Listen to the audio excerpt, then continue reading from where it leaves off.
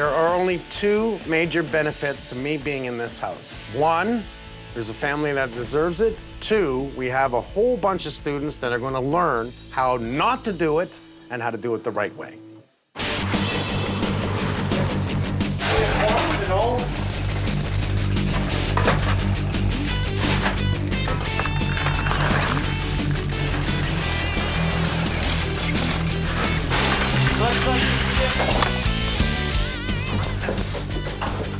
Okay.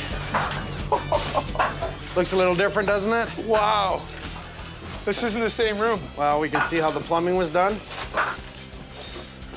We have clay pipe. Yeah. And that they had that sitting right in there. They just break it and stick it in. This used to be a clean out. There's a cleanup required on every drain before you use the house. Which they turned into the toilet and bidet. Obviously, it's been turned into a very creative a toilet plunge, and this thing would be blocked within minutes. So all that's going to come out. This is probably weeping from outside. It's got to be, right? Why would there be a weeping towel coming in? Well, they could have tied in the outside. They used to be able to do that, right? You tie in the outside weeper to the inside drains. Okay. So it's okay, but I just want to see if it's like one they. Oh, look at that, Holmes. There you go. That's the way they fit it in. Yeah. They cut it and squeezed it in. And look at how filled that is, buddy. Why does my foundation leak? Wow. The weeping towel around the house is designed to grab all that water and put it down the drain. If it gets clogged, unfortunately, it has nowhere else to go but inside. Joe, this doesn't look very good. No, it doesn't. Well, right now, I've got a hole in the ground. I got plumbing issues. I've got weeping issues around the house. No wonder it's leaking in the basement because we're actually clogged in our weeping. Well, to that mix, I'll add electrical issues. Up in the attic, as soon as you pop the hatch.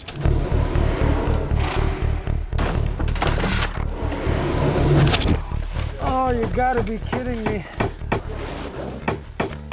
This is how this was. Covering the two boxes. Covering the two boxes. Like, is this, like, how stupid now do you really have to be? All right, so you're covering it with this.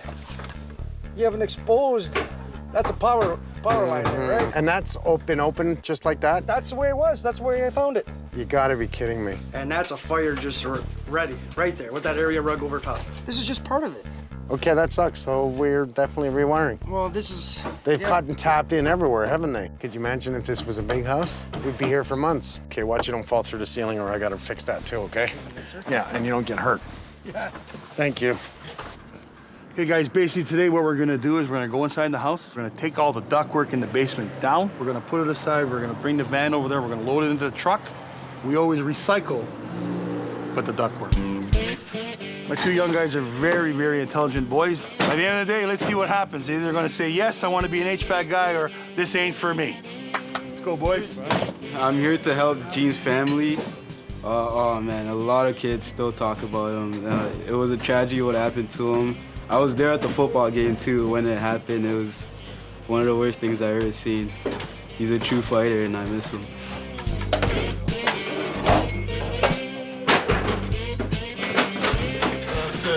This the one that was squashed? Yeah. How much air do you think that person got in that grill? Nothing. They were freezing cold. I don't want you guys to do duck like that. You understand me? Yeah. You understand me? Do not do duck like that. Take it away, boy. I love this system because this is kind of smart, you know? This is an affordable way to insulate your basement that makes total sense to me. If you can't afford the spray foam, this is the backup. Use the dense Roxo board. It's almost like a board. It's an R6. Since the kids were going to do this on their own, I want to teach them that there's more than one way to make this right. This is an insulation system that exceeds code, and it's easy to install. So we go right intimate to the foundation wall. You've got the tie par with the writing on the outside, which is to stop the permeability of moisture coming through the wall, bring it down, come across the floor, stud the wall with pink wood, wrap it back up again. So right now, this being an R6, and then we stud the wall, we put it in R12, we've got R18. It's smart as hell. Yeah, so really you're in the area of R20 in the basement. So using the pink wood makes total sense to me. We're mold resistant and fire resistant. So, guys, when framing, try and find your straightest pieces. Even though it's framing, it's going to be buried behind a wall. You want to make sure that you're nice and level and the pieces are good. Tell me if you think that's straight, buddy. Not at all. It's pretty bad. It's almost like a hockey stick, right? Yeah. So unless you need one for your next game, let's get rid of it. Let's find a straight piece, okay? So every piece of wood you're installing in a wall, you're looking at. Every time you go to put a piece of drywall on, you're gonna be thanking your lucky stars that you started off with straight frame. Grab it, pull it, pull it, pull it. Perfect. Honestly, this is everything we are about, teaching the next generation. I want to teach you the most important thing about HVAC. This is the interior lungs of the home. If it's as dirty as you see here on the inside, the lungs are really dirty, right? Your furnace is working hard, or the filter's going to be really bad. If we don't keep clean the ductwork, then your lungs are going to be cleaning the air in the home. Look at it as your lungs. You have two sets of lungs in the house. This one in your chest, and this one. They're both important, right? Understand that. My whole heart is dedicated to this house, to me and Gene, because I just love that kid. I played with him ever since I started football, and like even though I helped him improve, he also helped me improve to be a better person, to be like more generous, you know? He was just loving, but that's why I'm gonna put all my love and care into this house for me and Gene. I love that we're doing this for his family because they're in a really low spot in their life, and I just want them to be happy again.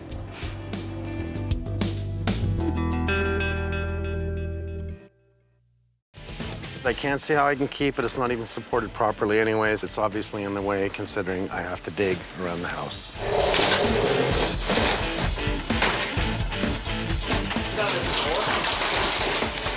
Yeah, baby.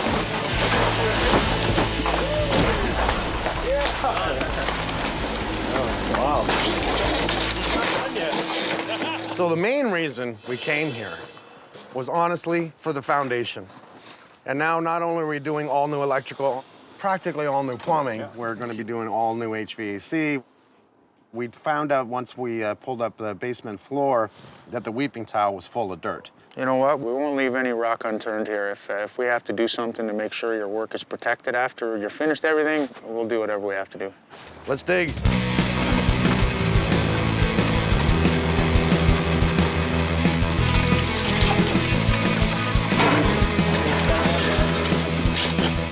What we're going to do is waterproof the foundation and repair all the cracks that we find.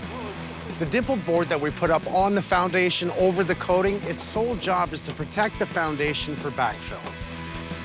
We also have to replace the weeping tile around the foundation. It was clogged, and that's no good. If the water gets down to the footings, it's the weeping tile's job to displace the water, bring it out into the sump pump, and eject it out into a green space, keeping it away from the home.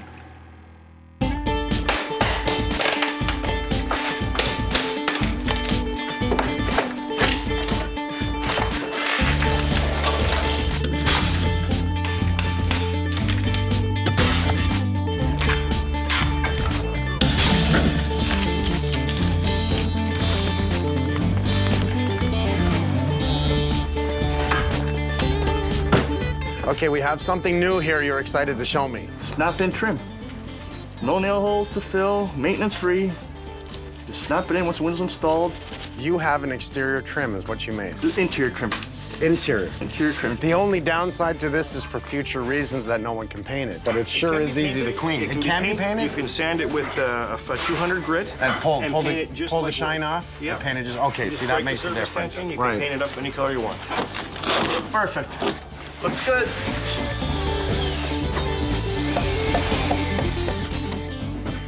No nails. Who needs a nailer? This is gonna last longer than wood. Not gonna rot. Start making studs. Floor joists. Done.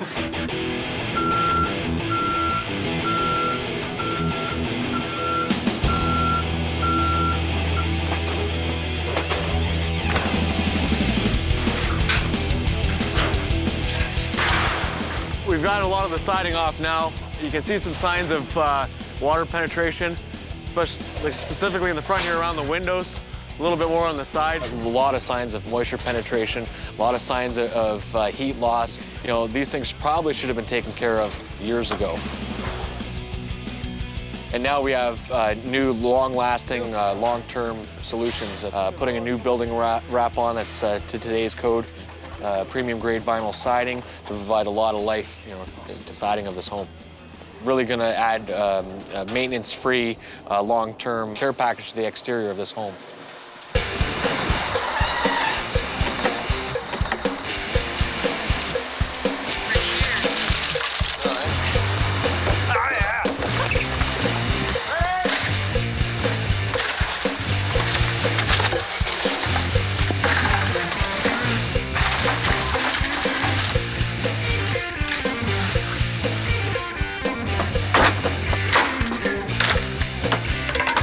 What we're trying to get through today is getting everything cleared out, all the existing refuse, debris, the old rotten deck that was there.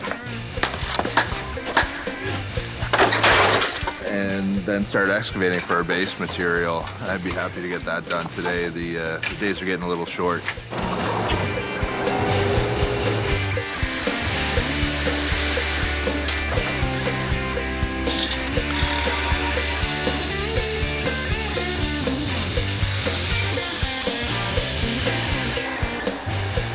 Yeah, we're really lucky where we are right now. It's a couple weeks into December, but look, there's no snow, there's no freezing, you know, and so we're gonna keep moving.